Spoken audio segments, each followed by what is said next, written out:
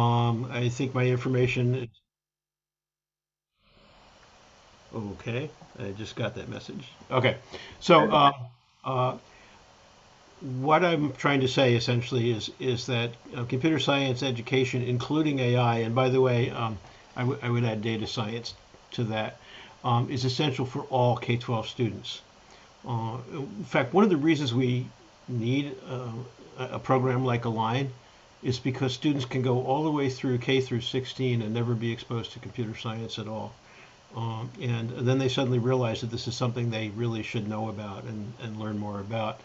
And maybe they want to even go into a career that involves some aspects of computer science, even if they're not planning to be software developers.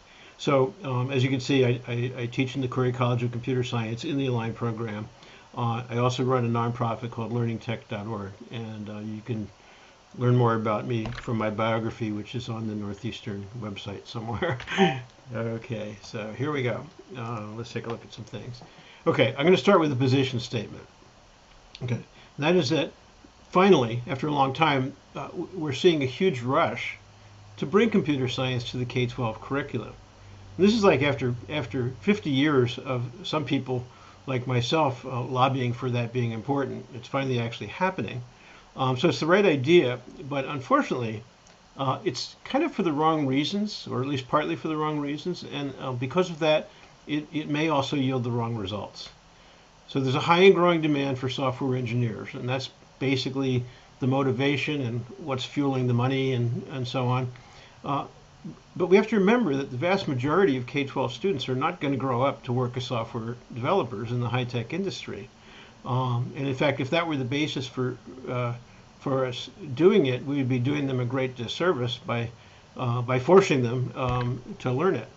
But that's missing the point of why you want to learn it in K through 12. The real power of computing, learning about computing, and learning to program, and understanding what's going on in computer science, looking at things the way a computer scientist would look at it, is because it transforms how you learn and think about everything else in the world.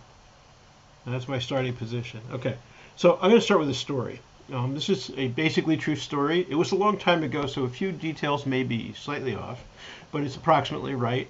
It was in 1989. I had joined Apple the previous year. I have three sons. My youngest one was in kindergarten, just starting kindergarten at a local school. His teacher had just started to get excited and actually had managed, I think, partly with her own money to get a personal computer into her classroom and so on. So she asked me to come and visit and talk with the youngsters about what did I do at Apple. And I wanted to help them actually understand something about what was this thing in their room. So instead of doing the sort of traditional, I don't know, I manage this many people or whatever, I tried to run it as a game and to say, we're going to play a game that's going to help you see how a computer works. And bear in mind, they're kindergarten, so not all of them could read, not all of them could count to 10, so it was a little bit of a challenge, but partly by reading things to them and telling them, coaching them, they were able to do their part. So each child was given an assignment to be part of a computer. So I sort of gave them a general idea of what kind of things are in a computer. There's a processor, there's a program counter, there's registers, there's memory, random access memory. In those days, you might have only had a floppy drive, but you might have had a hard drive, keyboard, and a screen. And so each student's job was to be able to accept the input that part of the computer would get, process it in some way which would be appropriate for that part of a computer, and then deliver its output to another part. So at least the notion of input, process, output was there for every student. Obviously, it was very oversimplified. We used 3x5 cards with really simple things like add one, right, as instructions or data on the cards. And it actually kind of illustrated how PCs, at least of that era, worked. There's a video, by the way, of something called the Walkthrough Computer, which came out I think in Boston right around the same time. And there's a video called the Journey Through the Computer. They literally built a 50 times scale version of a personal computer of that era, and you could actually go into this building and walk around and push the keys on this giant keyboard and so on. Highly recommended. I got the URL there if you're interested. Obviously, it doesn't reflect some of the newer things that we have. Well, the kids absolutely loved it, and they had a lot of fun, and I think they got some sense of kind of a little bit of mastery over their world, because here's this new thing in their world. They had no idea what it is or how it worked.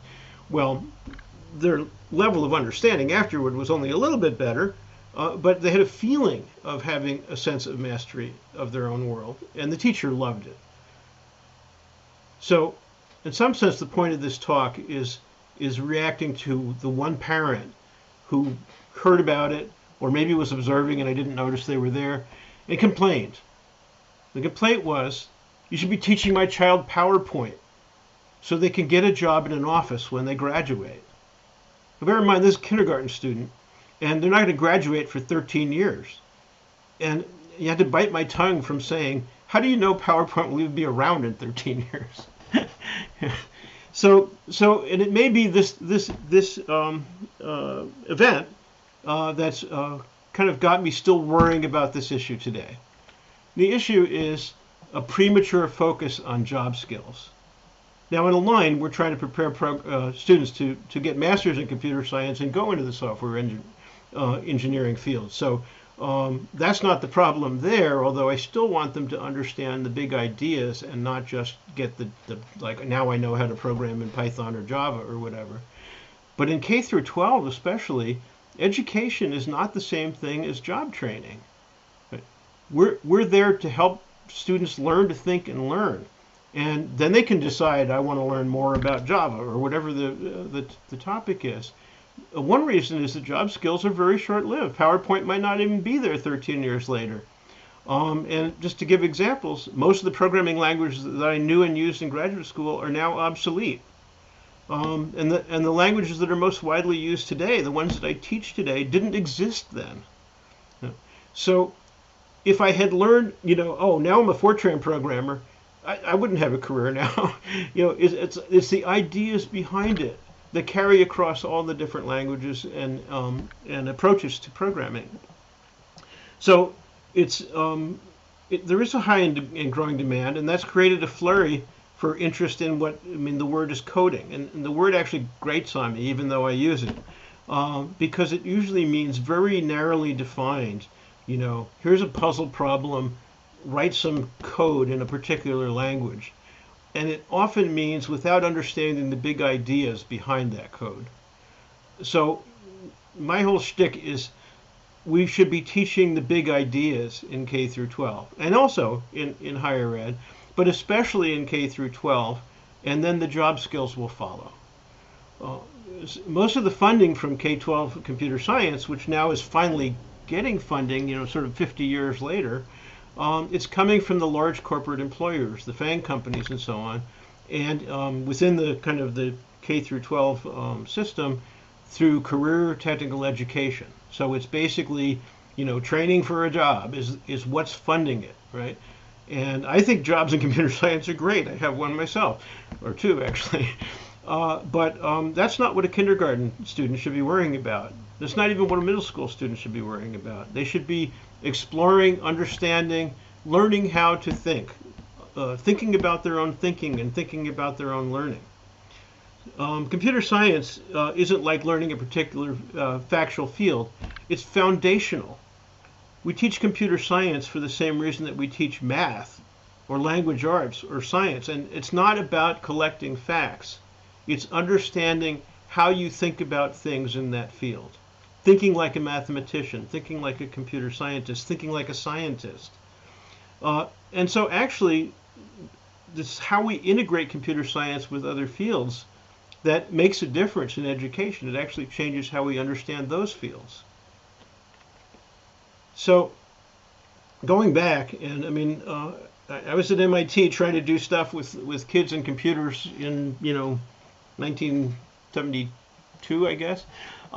And there were all the excuses. You tried to do even like a pilot study in a school. Hey, we're going to bring some computers to your school, and your kids are going to learn a little bit of computer science. Well, where is this going to lead us? It's going to be too expensive, so we won't be able to do anything with it later. Besides, it's just a fad. Kids like whizzing new things, but the novelty will wear off. Um, there's no proof that it will result in gains on standardized test scores. And in fact, we would argue that gains on standardized test scores are not the right thing to be looking for anyway. Um, there's no room in our school bell schedule, and I mean I've been in classrooms where the typical session that you get to work with the students is 43 minutes, but that's if it's not a minimum day or a half day or whatever, in which case by the time they get their computer turned on and they get logged in, the class is over. There's no space in the classroom for equipment, especially when teachers were more resistant than they are today.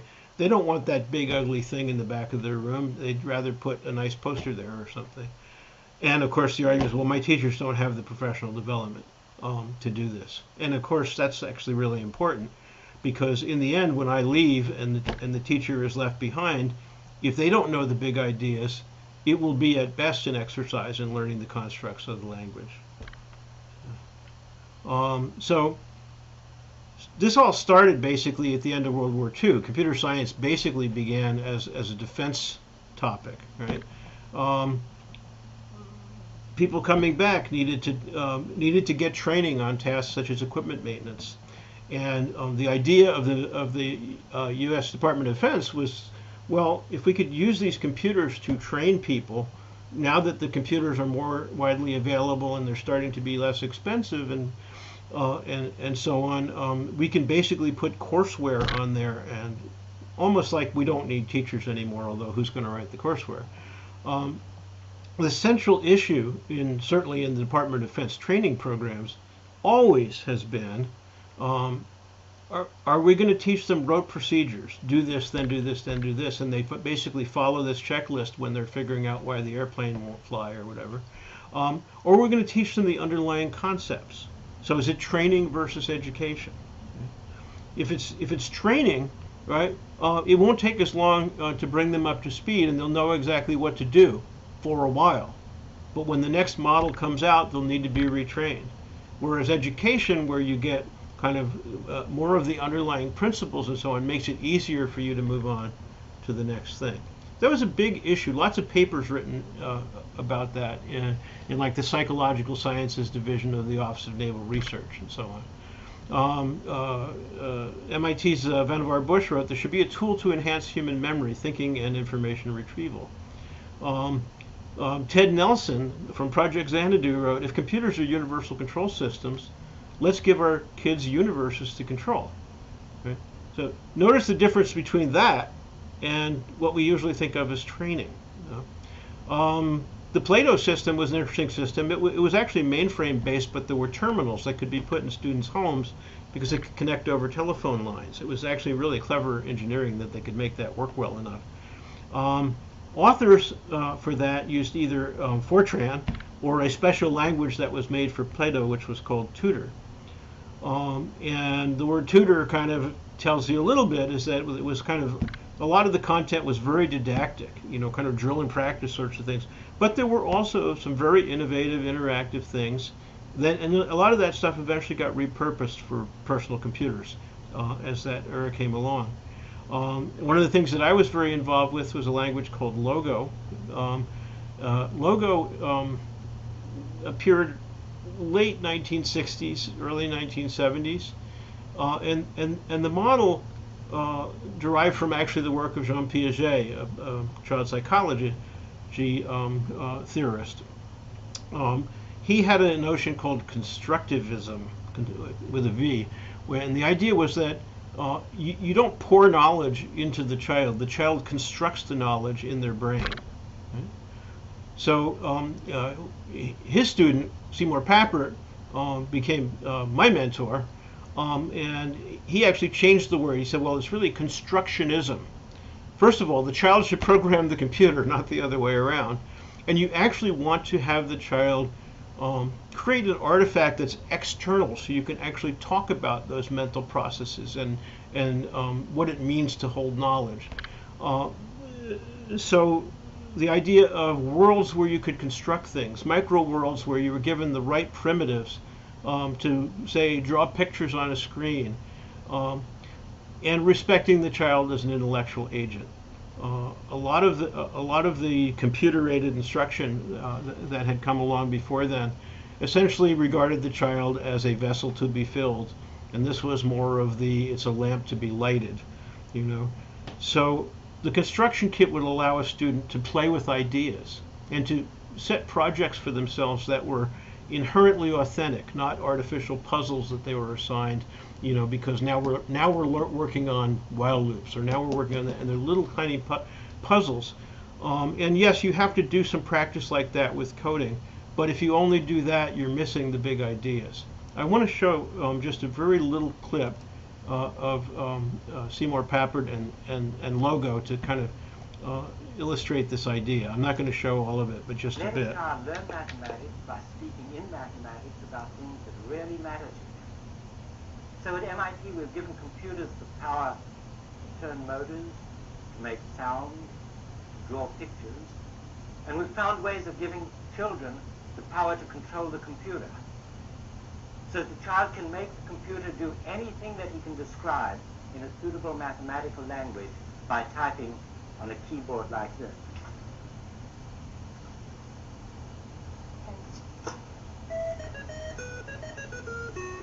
That's what P1 sounds like.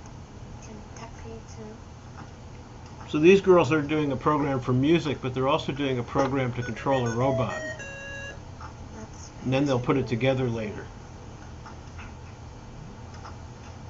And this is about 1972, I think, maybe 68. A computer-controlled turtle is There's made the to draw turtle. and dance by programs so simple that all children invent them in the first days of the course. Thus the child acquires a taste for math power that grows and grows as his projects become more original, more complex, and more varied. So you have like the first one, then the second one, then the third one, then the first one again for the ending. Okay. Now they'll put their little tunes together to make a bigger one.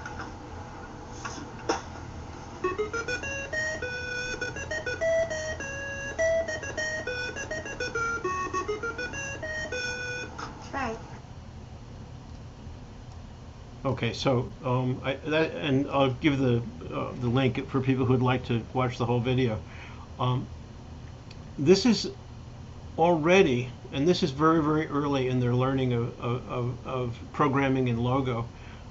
They're learning important ideas like break the problem into subproblems, even to the level of some of the students are writing the program for the turtle that's drawing the pictures on the floor, and others are writing the music to go with it, and then they have to collaborate to make sure the timings line up and all that sort of stuff. In the end, they're writing programs where turtles can dance to music together and things like that. This is very, very authentic for them. It's important. You couldn't understand this without writing the code, but if all you taught was essentially here's how to use the if statement and here's how to use the while statement and so on, that is not going to motivate most students. Okay. Go on. Okay, so the code in Logo looked a little bit like this, it was in some ways somewhat similar to Python, and in fact the turtle package from Logo is very closely replicated as the turtle package in Python. One of the things that I find interesting, looking back, and this is from from like 5th and 6th graders, a lot of this. Here's a student that's using recursion, right, in 5th grade, and I think it's partly because it wasn't built up as this big scary thing that you're going to hear about later in the course, and then first we're going to show you 3 ways to do iteration, right? And the child was able to do iteration as well, but I think recursion was taught first. I think that's something that we want to think about even for graduate students. It's certainly unconventional. But then they could see the connection between, this is a drawing drawn by the code on the left, and here's a nautilus shell. And they can see the parallels in nature and understand something about the world that's far beyond, how to write this conditional statement. Authentic tests, and also tests that are not kind of gender and racially biased to white males. So I had never touched an embroidery machine or sewing machine before, and I hope if I hold this up to the camera you can see this. This is something done with Turtle Stitch. You can write a program in languages like that, and there's one called Snap, which is a derivative of Logo, and make beautiful designs, and then sew it onto your T-shirt or whatever. It's just, you have to give opportunities to do things that kids care about, and they don't care about the language for the language. They care about it for what it can do for them. There was also a movement to use AI in computer-aided instruction. In fact, I was involved with that. One of the systems that I actually wrote code for was called Scholar. This is a system that actually ran on mainframe computers. But we were trying to provide sort of a Socratic dialogue experience to students. Not only would the teacher or the computer tell you something and ask you a quiz about it, like we have in a lot of our Canvas things. It's like you watch a video and then you get asked a multiple choice question and so on. But actually allow the student to ask the questions as well. And that was at a time when natural language understanding was a fairly challenging thing. But you would at least expect the computer to be able to reason logically from facts in its database. What you didn't expect in those days was that the computer could engage in what we would call plausible reasoning. An example, and this is one that I specifically worked on, called the lack of knowledge inference. So the sort of notion of plausible reasoning, heuristic reasoning, relates heavily to work by George Polya, a mathematician at MIT. He wrote a wonderful book called How to Solve It. So here's a student asking a question, as opposed to the computer being in charge and asking the question. The student asks, is rubber an agricultural product of Guyana? You're studying the geography of South America. Well, Scholar looks at its database, and it doesn't say that it is. It also doesn't say that it isn't. So it could just say, I don't know. And most systems at that time, if they could even parse the question, that's the best they would be able to do. What Scholar could say was, I know that sugar and lumber are agricultural products of Guyana. I don't know that rubber is. But since I know a lot about Guyana, I don't think that rubber is an important product. Okay? That's the kind of answer you would expect from a human teacher, but it was rare to get something like that from a computer. But the problem with it, and this was work that we were very proud of, but still, the problem is it's still putting the student in the role of kind of vessel to be filled. It's just a little bit nicer way of doing it, more of a Socratic method of doing it. But it's not letting the student say, I'd like to write a program about the geography of North America or something like that, or I'd like to make a game, or I'd like to program a sewing machine. So it's a lot to do with, who's in charge. If you respect the student as an intellectual agent, you have to have the courage to let them take on a project of their own design. As far back as 1961, I mean, these are people that we revere today. Amdahl, who started Amdahl Corporation, John McCarthy, Alan Newell, Grace Hopper, right? They had a conference called Computers and the World of the Future as early as 1961, and they concluded everyone needs to learn CS. And one of the reasons was to ensure democratic control and avoid societal domination by a computer-savvy elite. I mean, you look at what's going on with, say, Facebook, not to pick on any one company, but the amount of misinformation and the impact that it's had on our political processes, it's astounding. And it's partly because everyone hasn't had an opportunity to understand how this stuff works. We have presidents who say they don't know much about the cyber, things like that, not to mention names. So for a long time we've known that this is really important, but we haven't until recently gotten back to doing it. And here's what we're trying to do, okay? I mean, here's what's happening, okay? I think one of the big things that really happened was in 2016 when Obama emphasized coding as a basic skill. And he was thinking in terms of economic opportunity and social mobility, which are extremely important, but they're also very jobs focused. So it's much more about ensuring that all children, regardless of their background and upbringing, have that opportunity to go into this field. But it's mostly about the jobs, and it's not saying as much about what are the important things to learn, right? So around then we had something called the Hour of Code. Now it's the Week of Code. It's next week, by the way. Pretty soon, computer science will be a high school graduation requirement, at least some form of computer science somewhere on your transcript. The California Department of Education has just reinstated a $5.5 million grant RFP that was about to happen in 2019 and got canceled because of COVID. Right? That's not nearly enough money to do everything that needs to be done in California, but at least it's a start, By the way, Mark Gusdell just published a blog post, which is essentially saying a lot of the same things I'm saying, which is that computer science was always supposed to be taught to everyone, and it wasn't about getting a job. Right? This was he published this yesterday. It's driven by a shortage of workers for the I'll call it the FANG++ corporations, because their names are changing, and not everybody was mentioned in those initials. But the result, I think, is too narrow a focus on coding jobs and kind of learning very specific, narrowly defined skills, which shortchanges most students from seeing the big ideas. By the way, some of the people who were involved in Logo and so on recently came out with a book just a few days ago called 20 Things to Do with a Computer, Forward 50. Forward 50 is from Logo. That's tell the turtle to move forward 50 steps. But it's also 50 years in this case. Sadly, I was invited to contribute a chapter, and I was too busy and didn't do it. It looks like a really good book, too. Okay, so what I'm trying to say is we should focus more on powerful ideas. Of course you need to learn the language constructs, right? Coding's essential or you won't understand the big ideas, but coding isn't the end goal. Okay?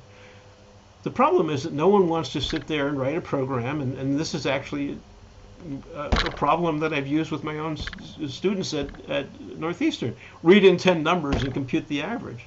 How boring can it be? That's not what students want to learn computer science for.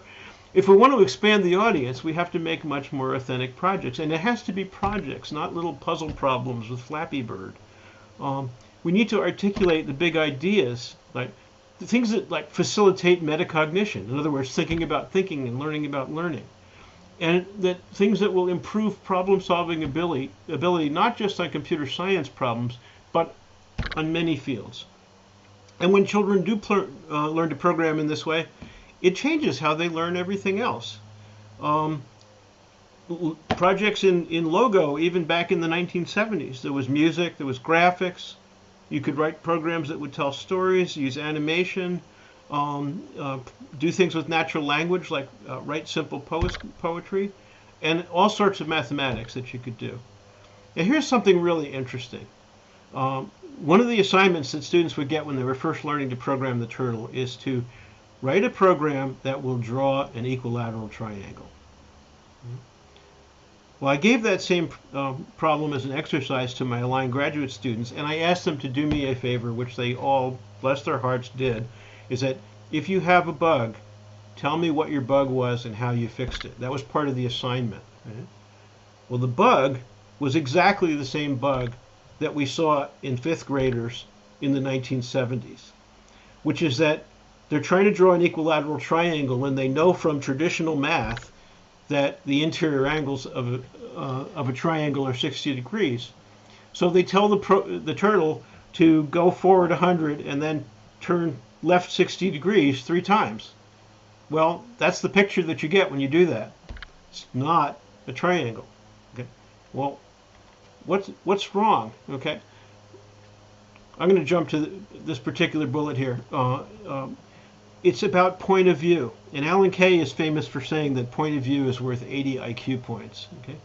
If you think about it from the God's eye view of traditional mathematics, okay, you're going to fall for that bug and you're going to say turn left 60 degrees. Okay?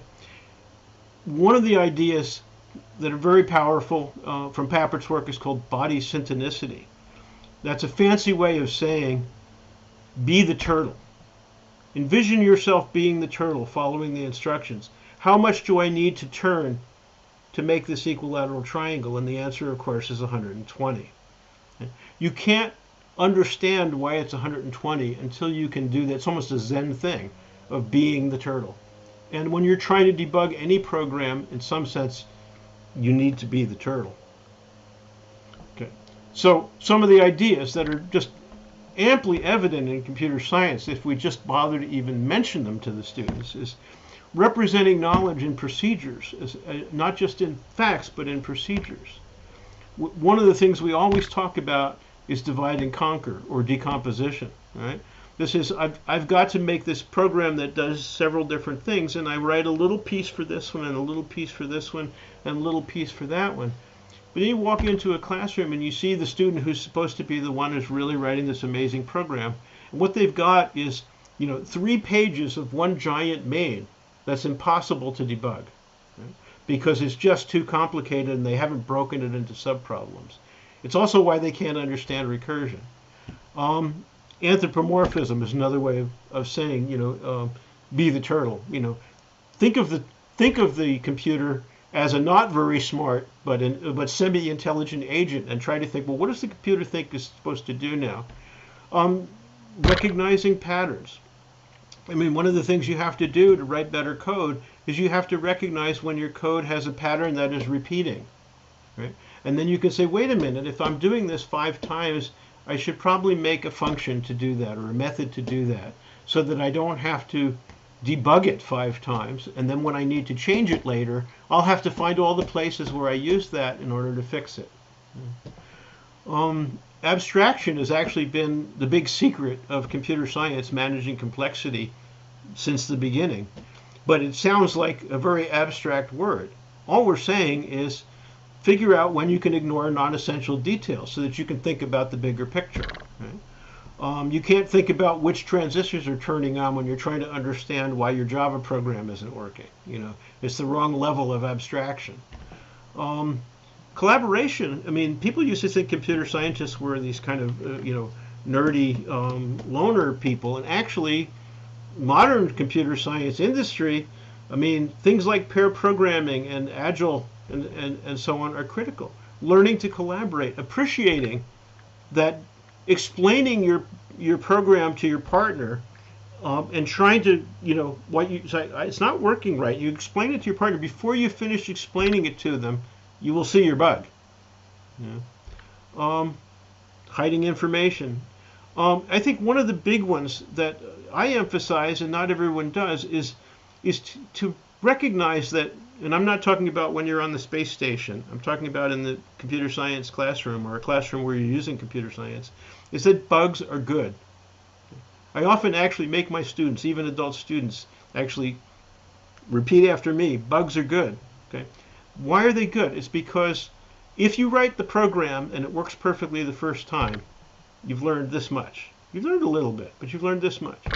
If it doesn't work and you have to really reason it through and you eventually find your bug, first of all, it feels really good. You can feel like you're beating your head against the wall, sometimes for hours, but when you find it, it feels really good. Now, if you look at that and say, why did that happen? What should I call this bug? Maybe even make a taxonomy of different kinds of bugs in your journal, right? Then it becomes very, very powerful. That's when you learn a lot. Oh, I had a misunderstanding about how this works. Now that I get it, of course it works that way. You've really learned something, and it's something that you're going to remember, right? And the most powerful idea of all is recognizing that ideas are powerful. The pen is mightier than the sword, and seeing it in action. The thing about computer science is it's not an isolated field. It changes everything. So a computer scientist looks at biology, and of course nowadays we kind of take it for granted with gene sequencing and so on, but somebody had to notice that at some point. It's like, okay, electronic computers use 2 symbols, 0 and 1 at the lowest level, right? Well, DNA happens to use 4 symbols, A, T, G, and C. Computer scientist looks at that, and it doesn't take very long to say, you know what, I think that's the code to make an organism. In mathematics, I actually graduated before the 4-color problem was solved. The first solution of it was by a computer program. Now, at that particular time, mathematicians would not accept it because it wasn't done by a human. It wasn't a human proof, it was a computer proof. Eventually it was solved by a human as well. Linguistics. the ability to interact with robots in a natural way. Uh, as a simple example, for young kids, letting them write nonsense poetry, take a noun, take a verb, whatever. But the thing is that when they first try to do it, they don't think about, they're just picking words randomly. They don't think about what part of speech they are. But when their poetry becomes really nonsense, they start to say, well, maybe if I put all these things together, well, those things they're putting together are nouns, and I'll pick one of those, and then I'll pick one from over here, which are the verbs. Suddenly they understand why you're trying to make them learn grammar.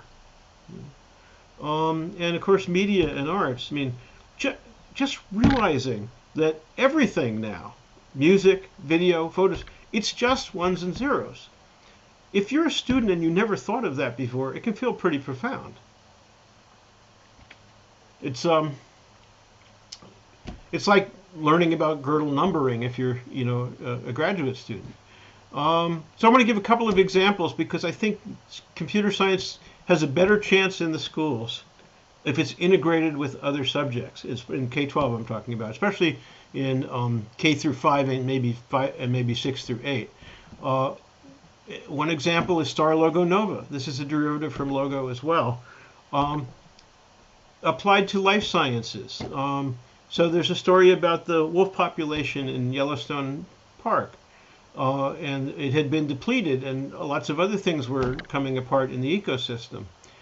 When wolves were reintroduced, and the story is a little bit more complicated, but the overly big elk population thinned out, flora recovered, beavers recovered, birds recovered, right? And you can build models of these kinds of things in this, it's a block-based language, but the semantics behind it is basically taken from logo. Population dynamics. You have lots of blue turtles that are healthy and a few red ones that are sick. And if you play with things like how fast does it transmit, how deadly is it and that sort of thing, you can basically build your own models of what's going on with COVID. So it's very timely. And yes, you're programming, but the focus from the student standpoint is on the authentic issue of understanding, why people are dying in large numbers in our country right now and in the world. So that's just one example in the life sciences.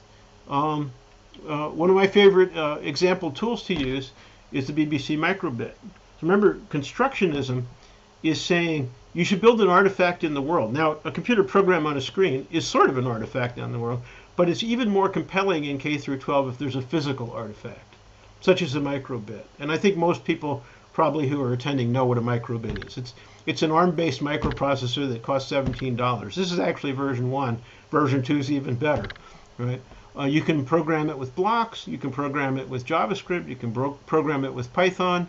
It's got a bunch of LEDs. It's got buttons, and it's got a bunch of sensors. Right?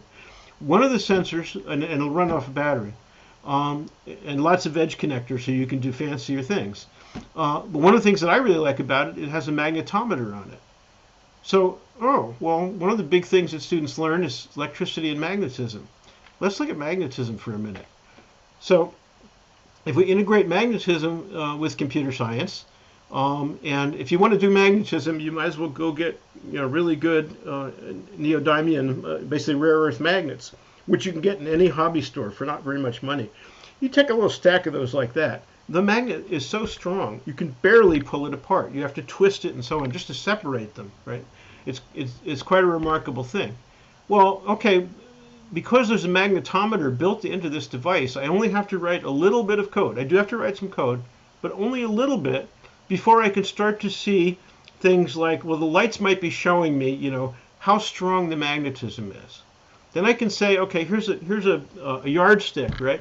How close does this pile of magnets need to be before the lights start coming on, before it notices it, if you will? And does it get stronger as it gets closer? And the answer to that is yes. Right? And is there a relationship between the distance from the magnetometer and the magnet, the distance versus the strength? Okay? Well, and of course there is. And my natural thing that I assumed, and here's an example of lifelong learning, I assumed it would follow an inverse square law.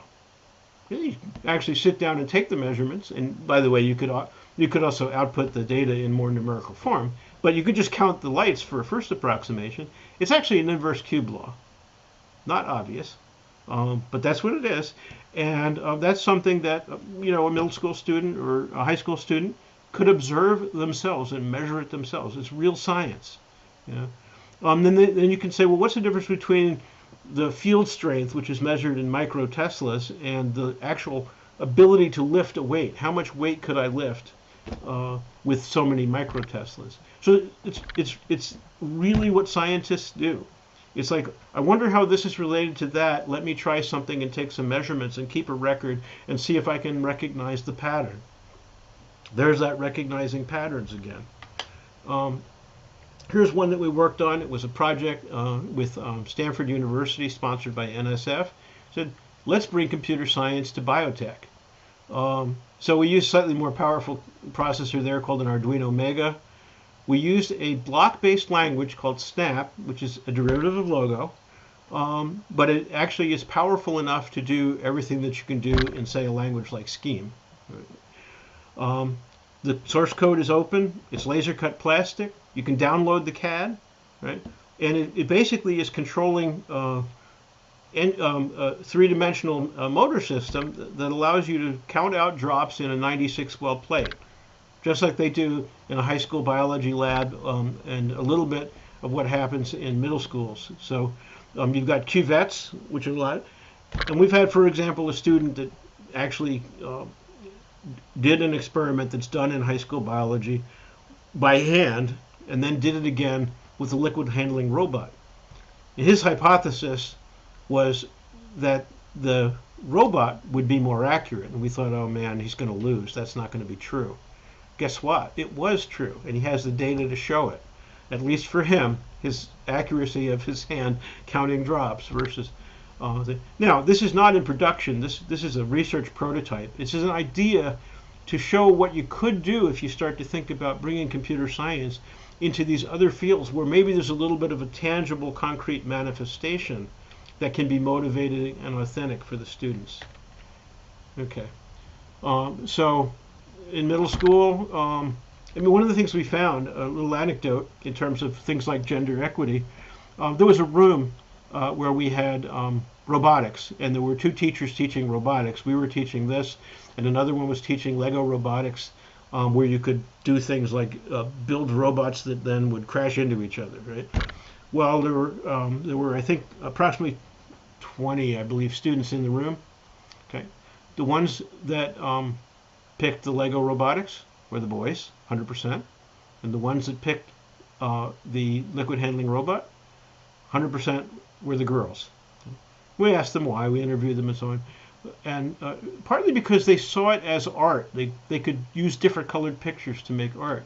But the real motivating reason, and this is something I think we need to recognize about certainly the generation coming up, and respecting them as intellectual agents, they're concerned about things like curing disease. And it's like, well, okay, smashing pieces of plastic together might be nice, but if this thing could actually help me understand how scientists cure diseases, I'm much more interested in learning that. So who are we attracting to this field, and what are their motivations? We should really be thinking about these kinds of more authentic tasks. So here's an example, an actual student. Her name is Georgia Hutchinson. A number of years ago, she came to one of our summer camps. She didn't really want to be there. Her mom felt that just because you're a girl, you shouldn't, completely ignore science and technology. You should at least be exposed to this, learn a little bit of computer science, maybe a little bit of robotics. So she picked the robotics group. But the deal with her mother was, I promise I'll give it a fair try for a week, but then I'm out. I don't have to keep doing this, so you don't ever make me do it again, right? And well, what happened? Well, she realized that she could use a robot to help the environment and to address climate change. So she designed a robot, and the first version of it used sensors to track where the sunlight was coming from and re-aim the solar panels. This is a very small version. She kept coming back, though. So in some sense she said, oh, okay, maybe it's not so bad after all.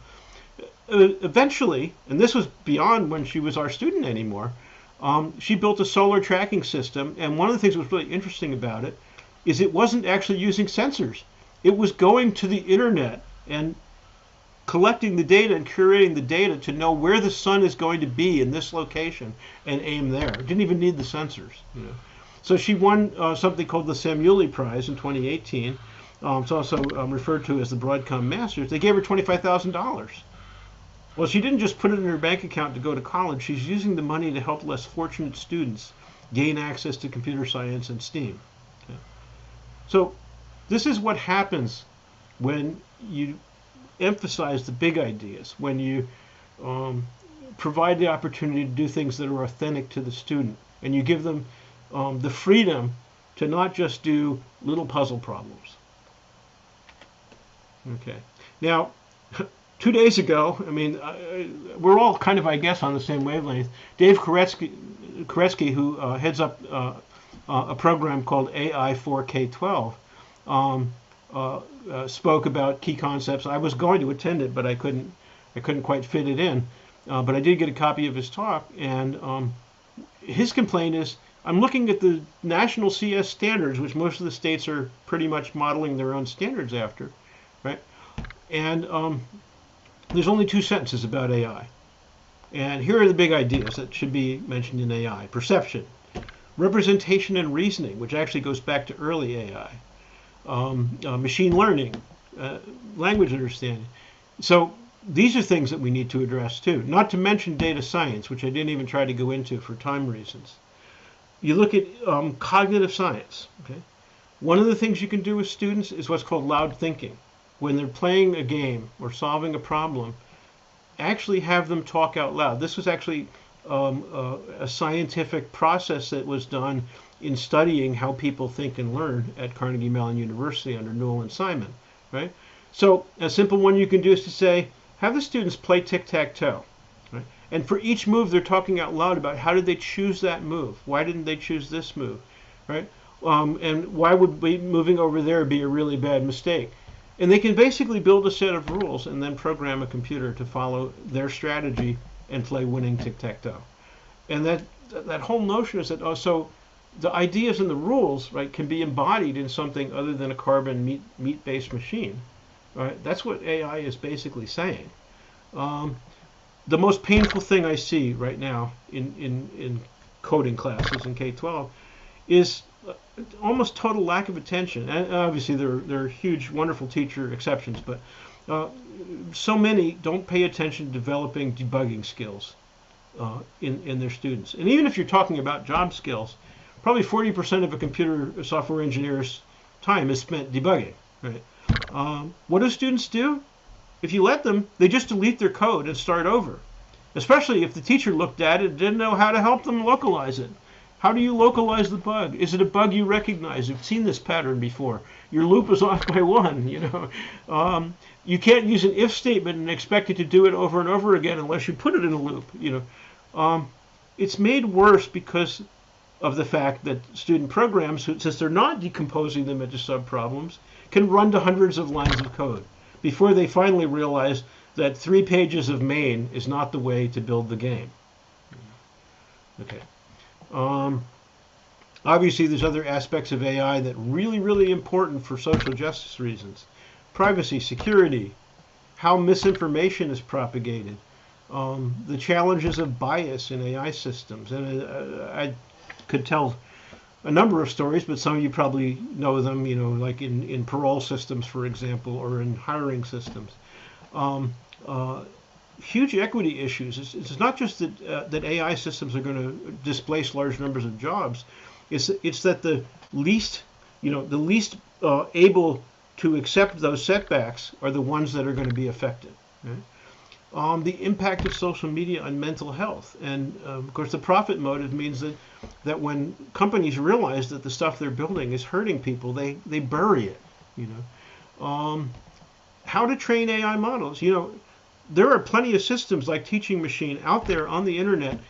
Students as young as middle school can certainly build AI models and then use them in their programs. So one of the things we have to do is update the CS standards to include AI and data science and to ensure that we design curricula that includes all students. I believe the key ingredient in that is authentic project-based approach. Okay. Metacognition is really what you want to get out of this whole thing, especially in AI. It's AI is a metaphor for reasoning. It's a metaphor for thinking. It allows students to think about their own thinking and learn about their own learning. Right? So embracing bugs and embracing debugging builds the confidence and it builds resilience. So the student doesn't say, I got it wrong, I'm bad at computers.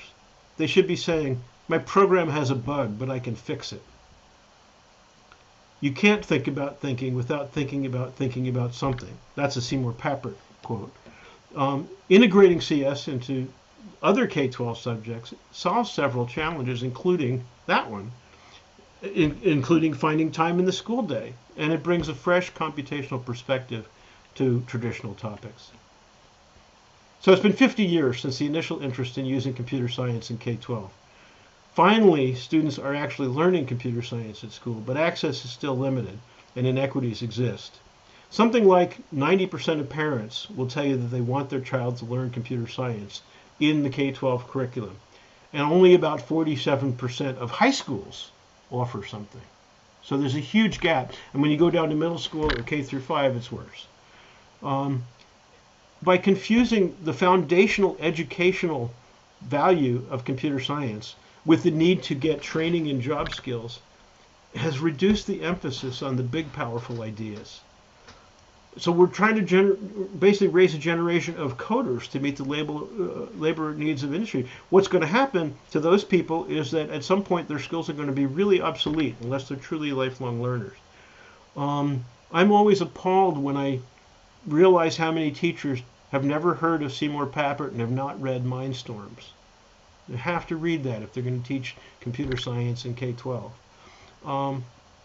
A few K-12 offerings help students understand the different levels. We're so focused on coding that we forget that students need to understand. Those kindergarten kids wanted to understand what were the parts of this box. What is the idea of an operating system and how is that different from an application? Where are the ones and zeros? What are logic gates? How do you use transistors to make logic? Now, you can't teach all of that. There's never enough time. But providing some sort of insight into there's more than just coding in computer science, I think is something that we're missing. Learning some computer science can transform how students understand all fields. But not if we only teach coding. It's if we emphasize the powerful ideas and if we demonstrate how computer science can help solve the problems of society. So next week is the week of code. Please volunteer at a local school. Share your passion for the field of computer science. Emphasize the power of the ideas, not just the details of a given language's syntax and constructs. And I will tell you that even ideas that are pretty theoretical, like the halting problem, can be understood at some level by a fifth grader. Einstein used to say if you can't explain it to a kindergartner, it's because you don't really understand it yourself. Make sure students know that everyone has bugs. The professor in the front of the room has bugs, okay? And finding and fixing those bugs are how we learn, right? What we have to learn is how to localize a bug, and we have to basically don't panic, right? We have to go about it systematically. We have to be the turtle and not just say, oh, it's wrong. Okay, parting thought. This is from Piaget. It's something I try to follow in the classes I teach at Northeastern. If you simply teach a child something, you take away forever that child's chance of discovering it for themselves. So what teaching really should be is creating contexts and situations where those things can be discovered realistically by the student. And there are some resources. Questions?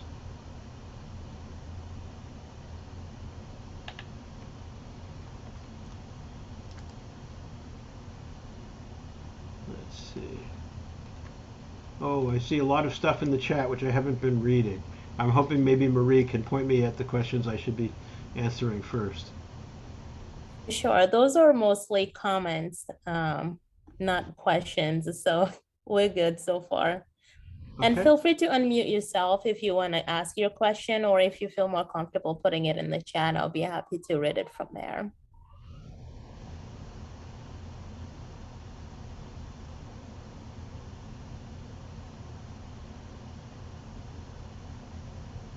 Hey, Mark, I made it for your last 5 minutes. Sorry I couldn't see the whole thing.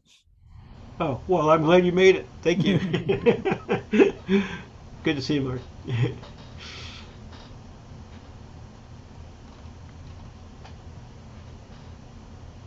No questions.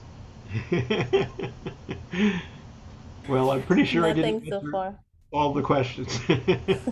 So one of the things that I would love to do in the future is to see what big ideas from data science are appropriate to teach in K-12.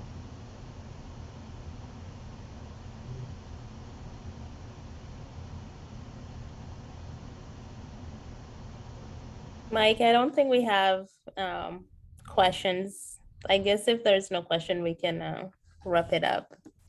So I will mention that if you have a question but don't have time to do it today or whatever, or you think of something later, there's my email address. I'd be delighted to hear from anyone, and I really appreciate your time and attention today. Thank you, Mark. Thank you for presenting. And my observation is just how revolutionary some of your ideas and your thoughts are in the tech space, and how central it is in the education space. And so it's really cool to sort of see like just the ideas merge together, and just, project for the next 30 years, and think about what is really needed, for our young minds. So thank you so much. Thank you, Mike. I hope I'm here to see some of it.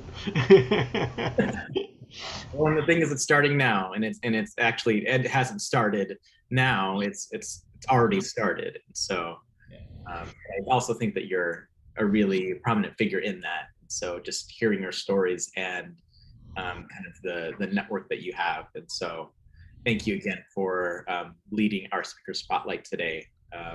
And yeah, I hope everybody who's in the room got something out of it. And I also wish you the best as we enter final season, and into the holiday season. Thank you, Marie, for helping out with the tech. Sure. So, Marie or Mike, I noticed one or two people asking about where they can get the recording. You have their email address, I guess, or will you give them a link or something like that? Or? Yeah, so what I typically do is, once it does take some time for this to upload, and I get the email, and I usually take a couple of days, but essentially I'm gonna first send an email to all of those who registered and give them the link to the YouTube link, and then we'll make it known to those who were not able to attend, or who didn't even register. We post it typically through like our weekly announcements and stuff. So. We can also share the slides, which will make it easier to follow URLs if anybody wants to. So. Feel free to send me the slides as well, Mark, because I can also put it in to the blog. Very good. Well, thank you, everyone. All right, everybody. Well, have a good rest of your afternoon or evening, wherever you are coming from. Have a great day. Bye-bye. Bye, everyone.